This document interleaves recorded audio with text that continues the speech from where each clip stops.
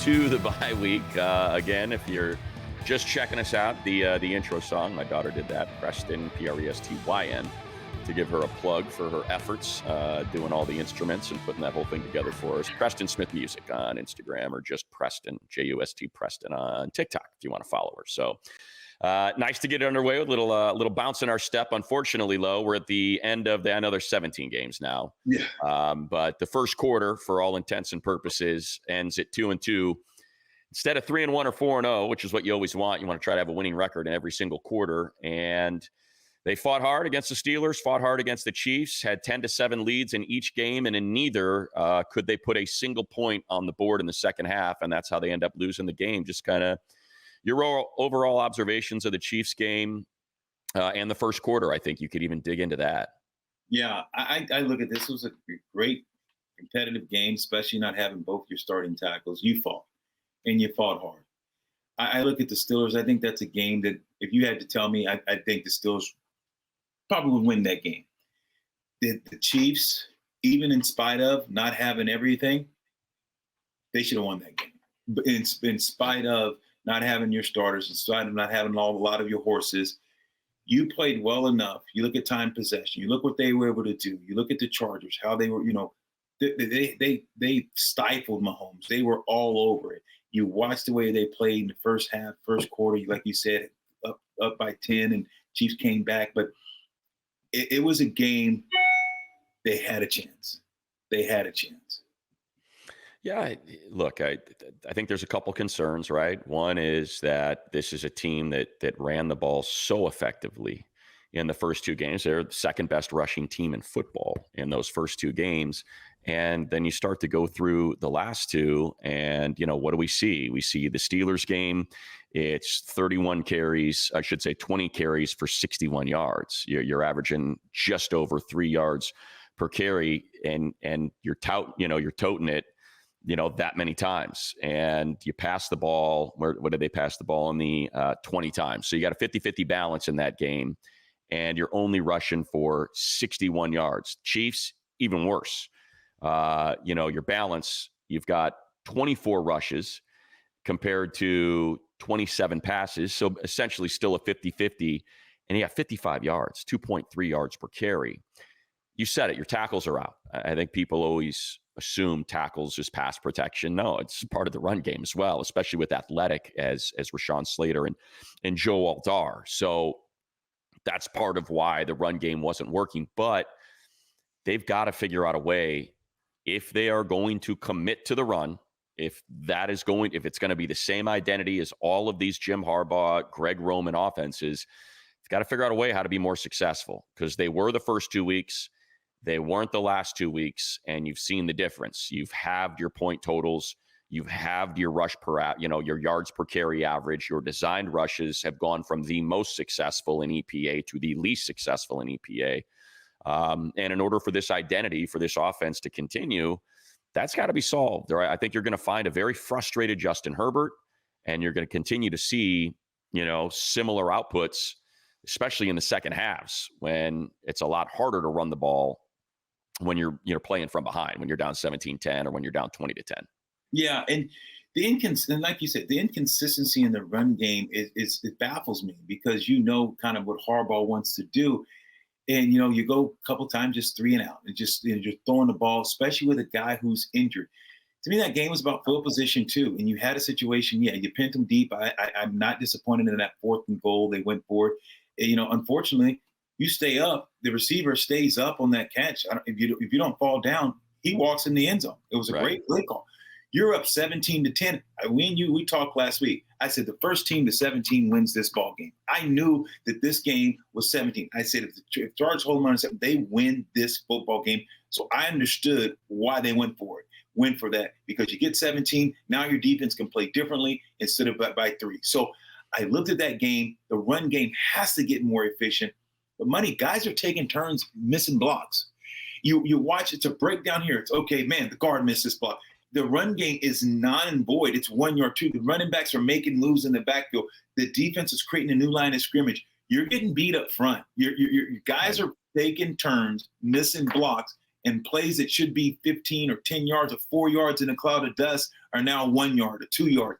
They got to clean some stuff up. And you're better than this, than what you're showing in the running game. This team is a better running team than what we're seeing. Yeah, and look, I think it's fair to point out that Sam Mustipher had a very tough task. You got a lot of Chris Jones in there. This is one of the better fronts in football. And he had a rough go. Routinely, it was sort of his guy that was in the backfield. I think there were some communication issues, as you pointed out, where combo blocks are garden grass, and you got someone running to the left of you or to the right of you because you're just not quite on the same page. And I think that's something you have to go in expecting it's going to happen occasionally. But I think you said it perfectly. The defense was able to reestablish the line of scrimmage to their favor. I thought they really struggled to pick up. And Spagnuolo, Coach Spags is one of the best in the business calling defensive plays. And I think they just really struggled to figure out where it was coming from. And it just felt like on so many of those rushes, you've got the corner, the safety, the linebacker. And look, like one hand washes the other, right? They have yet to put on tape the threat of a deep passing game. You saw it the whole game. I mean, the Chiefs weren't 8 in the box. They were 9 in the box for the majority of that game. You have got 9 guys inside the tackle box within 5 yards of the line of scrimmage on their toes. They are leaning forward, and they're like, hey, if you toast us, so be it. We're willing to take that risk. And so going into the bye week, I know I'm kind of flipping all over the place here. So I'll start there, right? Like, I think you have to remember you've got new tackle Sawyer, new tackle Pipkins, who's played really well at guard, but you saw really struggle at tackle in Pittsburgh, 8 snaps, 5 pressures, and he's had 0 pressures at guard the whole season. Prior to that, even in the first half against Pittsburgh, had no issues. So that's a tough ask for Trey. So now those are your tackles, brand new, and you've got yourself a brand new guard who's been on the practice squad all year in Sam Mustipher. So it was a tough ask against a very good front, specifically with the best defensive tackle in football, who's just an absolute, wrecks the game kind of guy in Chris Jones. He is. So I think it's important to remember, that's a tall order, and the Chiefs got the better of it. Yeah, and they weren't able to adjust. They weren't. And that's why I was surprised, Money, that they didn't slide protection. Chris, whatever side he is, you slide, so you're going to get a double team on him every time. And now you try to move. But I know Herbert was injured, so you couldn't move the pocket like you wanted. That 4th and 2 on the goal line, you saw Chris Jones split the double. He crushed Mustipher. He crushed. He's in the back, but Herbert had no chance. You saw him come to the sideline. He bangs his helmet on the side because he wants to win that game, and you have a chance to put it away, win that game, and you don't even give him a second. And there's a guy out there on one leg. Just if you give him time, you're going to win that game. But they do. To me, you have to look at this team and say, okay, how far do you want to go? What can we do to get better? And that game, to me, I don't know if Keenan is the answer. But one thing about when you had a Keenan, you had a guy that you knew on 3rd down where your quarterback could go. You knew that a guy, no matter what, he knew the clock. They were on such a good page that he knew the clock. He knew the field, where it's coming from. And I'm sitting down. I know that the ball's coming. You don't have that yet. And that's a problem, especially when you're playing a top-tier team and kind of the same type of level. You don't have that receiver that can separate. You don't have that receiver that knows the little fine nuances of the game that's going to give your quarterback that safety. And that's what I see on certain plays that's just missing. But the other day, you needed more time to throw the ball, and you have to make teams respect your run. And Kansas City didn't respect the run at all.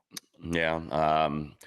No doubt. I'll dig into that in a sec, because I don't know. I may push back on you on that a little bit. BetOnline, world's most trusted betting platform, your number one source for everything football. We love BetOnline. They've been with us since day one, and there's a reason why they're still with us, because you love it. And we continue to suggest BetOnline as they have every stat, matchup, live odds, spreads. You can do it during the games, in the games. And if you know your stuff, get into their $200,000 mega contest. Pick 5 games against the spread every week. It is your chance at weekly prizes and a share of $200,000 when the game's over. Get over to that casino.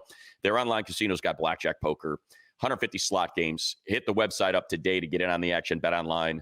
The game starts here. And I set it up by saying, far be it from me to push back on Neal. But no, you should.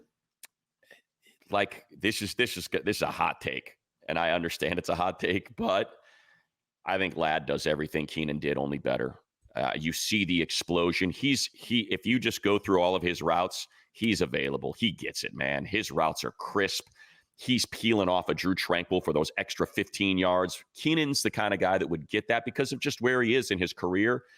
He's going down. Like, he's going to catch that ball. It's going to be an 8-yard completion. He's going to be tackled.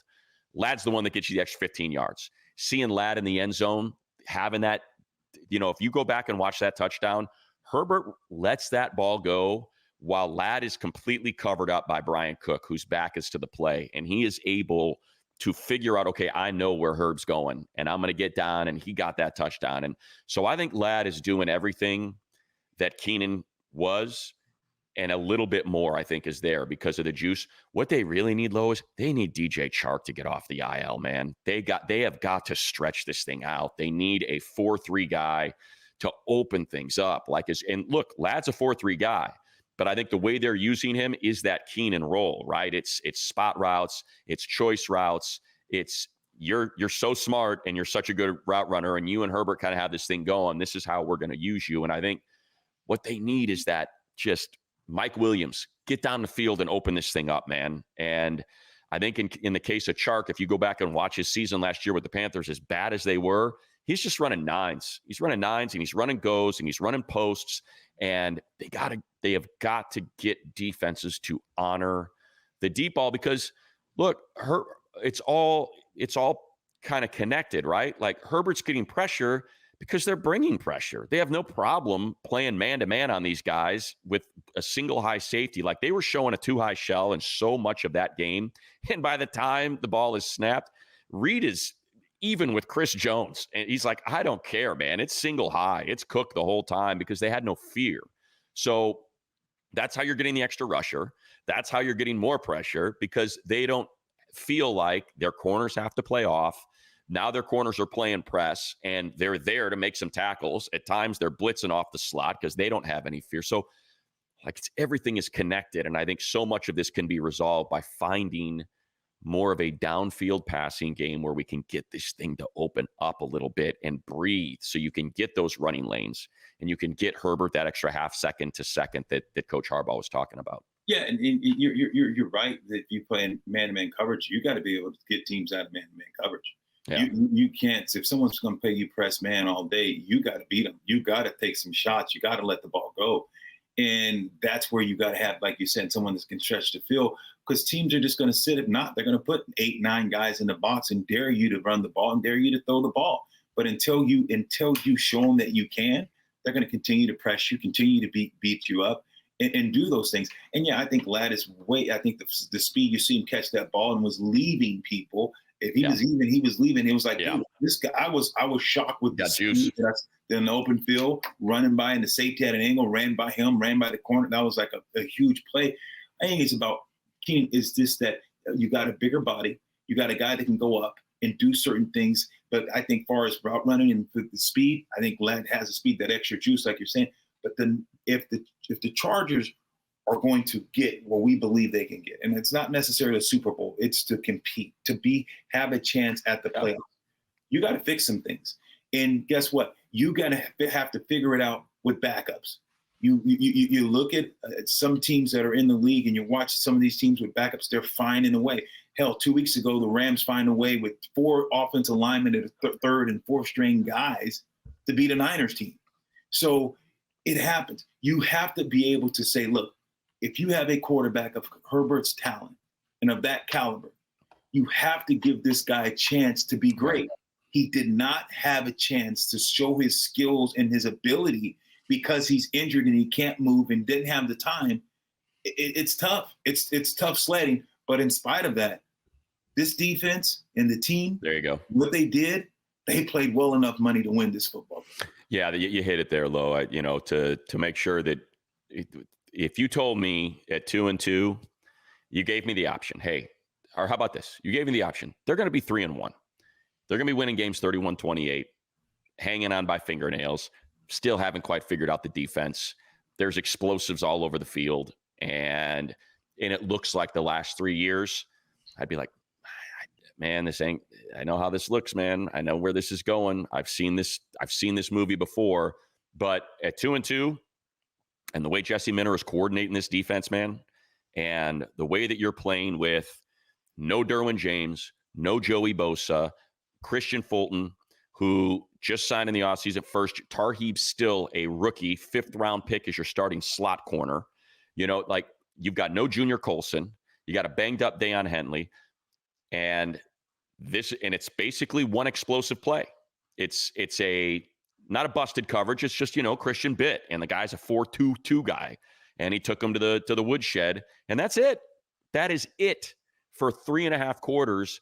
Like, you hold the Steelers to 80 yards in the first half. I know the offense is going to come around. I know it is. I just know it is. I know that you've got Justin Herbert, and we've seen him do it with a leaky offensive line and with no Keenan Allen and with no Mike Williams, and he's still out there throwing to Jalen Guyton and Josh Palmer, excuse me, and getting it done. Right. So they're gonna figure that out. So to me, like, the big positive here through the first quarter of the season is I believe in this defense. Oh. I believe in it. I believe it is a dominant unit, and I believe it is injury. I shouldn't say it's injury proof, because you have Derwin in that game when Rice went out and they turned to Kelsey. That's a different ball game. That's a, hey, Derwin, number 30, hey, 33, that's where you're going. Go on, get over there. Yeah. That's your assignment now moving forward. Or three, I should say. No, you're absolutely right. You saw that third, I think it was maybe the first half, that 3rd and like 15, and they played zone. Kelsey goes down the middle of the field and he sits down and he finds a window and picks up that 3rd and 12, whatever it was. And those are plays that if you have a Derwin, that you play tighter. And that's what guys understand. Okay, you're playing zone, but you played zoning. You can man zone. You can play that zone. So, okay, here's this guy running. I can't just keep it spaced. I got to close this one. So you saw just little things. The defense bend, but they didn't break. You gave up some plays at opportune times, changing field position. So I think the defense, what they've been able to do against Kansas City, hold them to 17, and should have been less the way that they played. Some fluke things happen. It's unheard of. You have a championship defense. I'm telling you right now, even with the injuries, this defense with Derwin and Bosa healthy, this defense is good enough to win you a Super Bowl. The defense right now. You told me, hey, pick a defense healthy. It ain't a lot of defenses, money, that you're picking over this Chargers defense the way they're playing well. Yeah, though I think the Chiefs certainly compromised with the loss of Rashee Rice early. This is I shouldn't even say basically. Going into the game, Rashee Rice had more targets, more receptions, more yards, and more touchdowns than their next 3 receivers combined. That includes Travis Kelce. That's not wide receivers. That's pass catchers. That's Travis Kelce, Xavier Worthy, Justin Watson, like more than them combined. So when he went down, it certainly compromised the offense. But that said, still Patrick Mahomes. I hate doing this because it feels like I'm taking shots, and I don't mean to. For the first time in a Chiefs game that I watched, you've got Patrick Mahomes no longer climbing the pocket and making those plays after the play. They designed it so they flushed him out to the edges, and that's what you have to do. When you're the edge rusher, you bend in, and when he climbs that pocket and is working toward the line of scrimmage, that's when those explosives would crush you. And on this one, Thule especially was so just brilliant and disciplined, and you could see Mahomes is trying to get in there, and Thule would just get that wedge and force him out, and that's when he's throwing the ball over the head right sideline. That's when there's the incompletions, and you've got that second level of defense spying him. A lot of times it was Deion, so he can't take off. Now, it goes back to what we said in the preview. You just figure out how to win. This team plays like crap at times, and they figure out how to win, and that's why they're back-to-back Super Bowl champions. Because that pass to Xavier Worthy, the crazy stat, and DJ threw this out during the game, good on him for knowing it, that is the first touchdown pass Patrick Mahomes has had over 50 yards since 2022. Wow. That is how different this offense has been and how it's been operating. And so I say that to go back to the 4th down play. And before I do that, I want to mention, and I see you looking at what I was drinking, cheribundi. I love cheribundi. So the Chargers use cheribundi. Chargers turned me onto it. And that's not a surprise because every single NFL team uses this. And I could not be more excited that they wanted to be part of the show because this is high demand. It's tart cherry juice. It's pure tart cherry juice. So anti-inflammatory, helps with recovery. They have the Chargers have cheribundi with melatonin in it, and it is a must when I'm on the road because I do not. Yeah, I don't sleep well in hotels, and that is the first thing I grab when I get to snack, and I hit the fridge. I bang the cheribundis with melatonin, go back up to my room, throw them in there before I go to, when I get in after a night of acting like a complete idiot, making a fool of myself, staying out too late, pound a couple of those, and I sleep like a baby. What's my name? My name's Skip. I mean, help a brother out. That cherry bunny looks amazing because that when you have that, you're talking about inflammation, helps against gout. I mean, I'm telling you, it's amazing results. So it's good stuff. My hands up. Exactly. We got to get some to low. Naturally occurring melatonin. That's why, like I said, if you struggle to sleep, I swear, trust me, I hate hotels. I hate their pillows. I hate the AC because it screws up my voice. So I can't turn the AC on. So I got to take a fan with me because I can't have the AC blowing all night, which is a bit of an issue with the wife. She wants the AC and I can't. It's the moneymaker right here. Can't do it. But 10 of the last 11 Super Bowl champions, every team playing in Europe or Brazil this season had cheribundi with them, and absolutely love it. And we got to get you some low. The fourth down play. Yes. So here's I think we still have this scar tissue, this muscle memory with the Chiefs. And that's why I wanted to bring up that 50-yard touchdown pass. This is not the Tyreek Hill Chiefs. No. It's just not. They do not score the way they used to. And so I think so many of us are still in the got to score touchdowns. Got to score touchdowns. Can't settle for field goals. Happened with the Falcons 2 weeks ago against them. Went for it on 2 fourth downs when they're in chip shot field goal range down 5. Twice they would have won the game by 1. Same thing with Cincinnati on a 4th and 16. They're freaking out and they're only rushing 3 and dropping everyone back. Oh, we can't get beat deep. There's no one to beat you deep. You saw what the Chargers did. They were like, whatever, dude, we're coming. Pressure, here it comes. Here comes Troy Dye. Here comes Tarheeb Still. Here comes Christian Fulton. Here comes Asante Samuel. They're rushing linebackers. Jesse Minter was pouring it on. And so that one moment, I get it. They had struggled to move the football outside of the first drive. They had 0 yards outside of that first drive. 0 yards, net yards because of the sacks and the penalties. So I get you're like, man, are we going to get down here again? It's been a real struggle. Let's get to 7 while we're here. I totally understand that. But then part of me is saying, give your defense a lead. This defense has played great, man. They've had 10 unanswered. It was one play. It was an 8-second, one play, 54-yard drive. Worthy gets behind Christian Fulton. The help's not there. Just lean on that, man. You've basically held them to 3 points. Get the lead and tell your defense, hey, man, we got the lead. You think we got the lead now? Right. Do you think Harbs, if you asked him again, if he's in that situation, do you think Here's my favorite. This is my absolute favorite thing to come out of that game. And I know people are going to say I'm just placating and I'm a shill for the Chargers, but it's the true story. This is when I saw him say this, I was like, God, that's a coach, because everyone's going to pile on Josh Palmer for going to the ground when it's just, when you watch the play, you're like, why is he going to the ground? That pass is not low. We didn't have to dive to catch it. He intentionally goes to the ground. And instead of everybody focusing on that, Harbaugh put it on him. He said, I got to be better. He said, we weren't organized. We were talking about going for the field goal, and then we're talking about going for it on 4th down. And it was too big of a play. So I banged the timeout. And he's like, what am I thinking? I should have just thrown the challenge flag because I don't know if he touched him. He goes, so challenge flag throws, I get my timeout. Maybe we get the 1st down. And if we don't, okay, I get charged a timeout. What's the big deal? So the fact that he acknowledged that, to take that pressure off Josh, like, hey, man, that's on me because I banged the timeout anyway.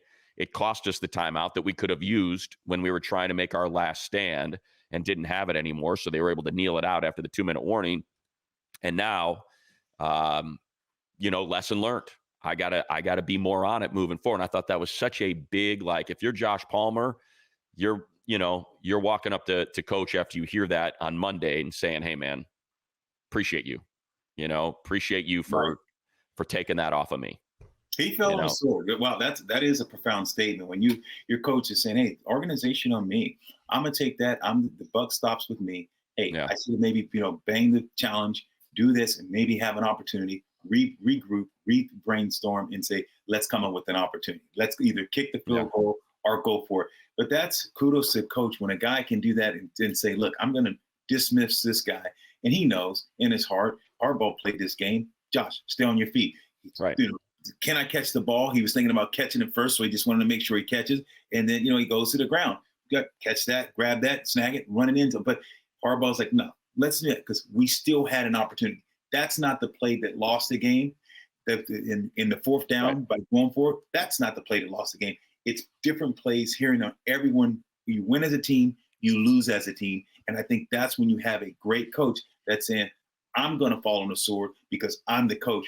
That takes a lot. But those coaches trust me in meetings and certain things. Hey, coaches, okay. Hey, man, you got to stay on your feet here. Right. In the meeting behind door. Hey, bro. Hey, look, let's go out here. Hey, work on grabbing the ball, snag it, picking it up, just going. So you address those things behind closed door. And that's what you like when you hear a coach that's not going to put that on the players and say, put it on this, because in the meeting there's tough coaching. There's still guys. Hey, guys, I'm not gonna sell any of you guys out because I'm the coach. But guess what? If you don't do it next time, that's shame on you because that's on me. But next time if something like this happens, I can do other things, and that's put other people in the game that I believe that can execute. And that's how head coaches should handle it, and that's how a lot of coaches do handle it. But a lot of coaches, money, they don't. They're worried about their job, and they're worried about how they look and their image, and they'll start pointing the finger. And once you start pointing the fingers, players look, and players know. When you point fingers at another player and coaches point fingers at you, guess what? There's plays in there that coach say, why are you calling? You don't think that players could say, question coaches, what the hell, what play did you call? Why did you call that? Why are you doing that? So then it becomes a blame game. Harbaugh understands that because he's been in enough locker rooms. He's been a head coach. He's been a player. So he knows, stop, the buck stops with me. Yeah, I think, and look, they got to bye next week, get healthy, get Bosa back out there. You'll get Derwin back from suspension. Hopefully it's Alt and Slater. If not, would love to see at least one of them back. That way you can help shift protection and move plays away from the other side. Just so you get one of your, what I think are 2 all-pro tackles back. The other thing is penalties. Penalties just derailed this offense. Last week it was the defense that was affected by too many penalties. Defense cleaned it up. They were fine. Unfortunately, 9 for 51 yards on the offense. And it's false starts, and it's procedurals, and it's holdings, and that's to be expected, right? It's a tough deal when you got essentially three new offensive linemen out there, and Sawyer, Mustipher, and then Trey kicking out the tackle. So hopefully that'll get cleaned up. But man, sloppiness has really done this team in now back-to-back weeks. Last week it was on defense, extending drives and giving 15 yards at a time on 3 personal foul calls. So for the team, a face mask, a high hit, and then the roughing the passer. So at least that got cleaned up. And hopefully over the next 2 weeks, they'll be able to work through that stuff, specifically, the false starts and the holds, because man, the cut block, that was just a devastating penalty that pushed you. You get the turnover, you have the interception, you get the break by being touched out of bounds, so you don't turn it back over. And now all of a sudden it's 1st and 25. And you're like, come on, man. Like, you watch the play and it's just like, you can't do that in 2024. You cannot dive for the guy's knees in that tight of quarters. Someone else is going to be engaged with him, and you're screwed. And so that's all stuff I assume they'll clean up. No, they will. Now you got the Chris Berman going, come on, man. Exactly. Right. It was a situation where you alluded to it, and we talked about it earlier, and it goes hand in hand. You talked about the inability to run the ball on certain situations, the inability to throw the ball, couldn't take any deep shots. Those penalties, when you're talking about 1st and 25, I can't run the ball. You're talking about, so you put yourself in a situation where you take away a lot of plays in the playbook you can't do on 1st down when it's 1st and 15 or 1st and 20. So especially when you're struggling to run the ball anyway, and you're only picking up 2 or 3 yards a pop, now I know I've only been averaging 2 or 3 yards. I can run it on, get 3 yards on first down, and now it's 2nd and 7. Run it again, now I'm 3rd and manageable. But I can't do that on 1st and 25 when I'm only averaging 3 yards. So you took away a lot of opportunities to just field position and down and distance that could have made, maybe had some drive sustained. And now you're asking your tackles, they have to block longer because you got to drop back further because you got to throw the ball down the field. So there's a lot of things that the self-inflicted wounds that really hurt this offense, especially a damaged offense in the first place. Yeah, and look, the script was brilliant. That opening drive was incredible. You've got Ladd in motion almost every single play. It's jet sweeps, it's orbits, it's a wide receiver screen to Dissly for 23 yards. It's screens to J.K. Dobbins. It's a ton of play action. It's rolling Herbert out and finding McConkey in the flat for 6 yards. Like, it had everything. And then, once you get into once you engage and now we're going back and forth, it never showed up quite again until that last drive when they got down to the 2-yard line and could not punch it in. So hopefully they found some things like, hey, because, like Sean McVay has eye candy on every single snap. Like, you can do that, man. Just try to keep guys on their heels a little bit. Hand the ball to Darius Davis, even if it only goes for 2 yards. Flip that. He had a couple of those shovel passes in there. Somehow you've got to get defenses on their heels. And so far through these last 2 losses, they have not been on their heels. They have been on their toes, and it's been at least 8 in the box. So I think that's some other things they can work on. And I think that's going to be a lot of Herbert input over the course of the next 2 weeks as they get ready for when they come out of the bye in week 6. And it's going to look, second quarter, when you look at records, you don't have a single team with a winning record in there, but you got 3 road games in 4 weeks. That's our next quarter. 3 road games in 4 weeks: at Denver, at Arizona, New Orleans at home, at Cleveland. So the benefit, Denver 2-2, none of those teams have a winning record. They are either 500 or below. So it speaks to the parity. It's going to be a close game probably. Chargers are 2-2. You got to figure out how to execute and win in the end, Teen Wolf style. But the good news is Denver's not coming off a bye. They're playing the Raiders. It's going to be a street fight. So you'll hopefully get them. Next week, if the Chargers are still a little banged up, you got a Monday Night Football game. So you get the extra day of rest. And then you get a home game, and you're only in Arizona to come home from that road trip. So that's a nice, easy one. Even though it's a Monday, it's not a cross-country flight. You're back in your bed at a reasonable time, not 5 a.m. on Monday. Instead, you'll be back in your bed probably by midnight. So that's not too bad. And then you go to Cleveland, which is a complete disaster right now. We're talking about firing their head coach, and we can't, even though this guy's owed $200 million guaranteed, we got to sit him and start playing Jameis. So it lines up. It's not easy. It's not impossible. But 2-2 through the first quarter, great. Would love to see a 3-1 second quarter, maybe even a 4-0 second quarter, the way it lines up if this team is healthy and starts to find some rhythm. Lo, I'm looking at your hat. It's beautiful. It's a Melin hat. Baby. Melin. We love it. They're built to last 5 times longer than any other hat. I wear mine in the water in the summertime to protect my face from the sun, and it floats and it keeps you can see the structure. Look at how tight that bill is. It's still nice. There it is. How tight that. This thing's been in the water. No sweat stains. It's they're great. We absolutely love them. Yes, you're going to pay a small premium for them, but what does that matter when the thing's going to last you 10 years and it's going to be your favorite hat and you're going to wear it every day and you can see there's no sweat stains on there. Those things don't show up because it's got this sweet liner on the inside. So we're stoked to have Melin, MELIN.com, the most durable hats. Looks great on Lowe's bowling ball head. I got the big dome. Great on my I wore it Sunday. I wore this hat Sunday on the field, Matt, when they put me in the little leg. Oh, yes. This is the hat. This is the one. I had to represent Melin. I said, hey, I got to represent our boys because, everyone's got to see the hat. It's freaking hot. I love it. It's sexy. You can wear it with anything. You can dress up with it. You can dress down with it. I love Melin, brother. Love it. Look at that. There it is. There's there it is, baby. See? I snapped the photo, but I totally forgot about it because it was during the game, and I'm in the middle of the game and I'm doing my thing. But yes, there was Lowe.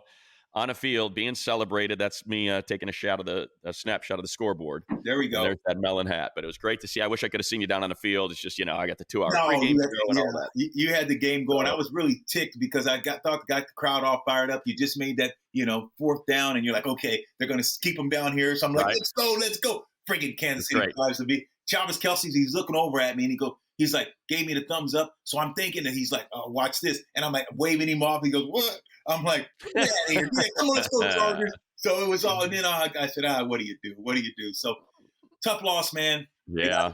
They can bounce back. If I was giving them a grade for this, I'd have to say, C-. But as far as effort, it's an A+. When you think about now, it would be a lower grade as far as effort if you're getting blown out. Guys are missing, but this team is competing.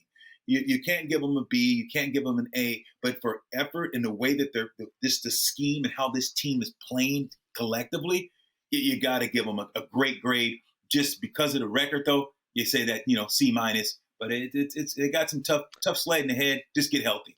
Yeah, I think I'll give him a little bit of a higher grade because I'm going to grade on a curve low. That's why I'm going to give him a higher grade, because at 2-2, you are knotted with the number 1 wild card team. So there is no wild card team that's at 3-1 right now. The Jets 2-2, the Colts 2-2, the Ravens 2-2, the Chargers 2-2, the Raiders 2-2. You already have a win over them. The Broncos 2-2. So you're in the thick. You're in the mix. And we know that as far as this season goes, we want it to be a championship season, certainly, but they're just getting started. They're just getting their stamp put on how they want to build the team, what kind of players they want, what kind of system they're going to run, get settled into that. So to still be in the mix through the first quarter and to be in a tie for the wild card spot, and not the 7th wild card spot, but the 5th, all the way up there, I feel pretty good. At least I wish it was 3-1. I would love for it to have been 3-1 to figure out a way to win one of those 2 games. But of course, injuries reared their ugly head. But we'll be back next week. We'll preview that Denver game. Feel free to leave some comments. I know I've been negligent in my duties. It's just been a weird couple weeks with me being gone for 9 days in Charlotte with the team and Pittsburgh and all of that, and finally kind of trying to get resettled here back at the house and get into a rhythm. So I'll be sure to get into those YouTube comments and respond to a bunch of you.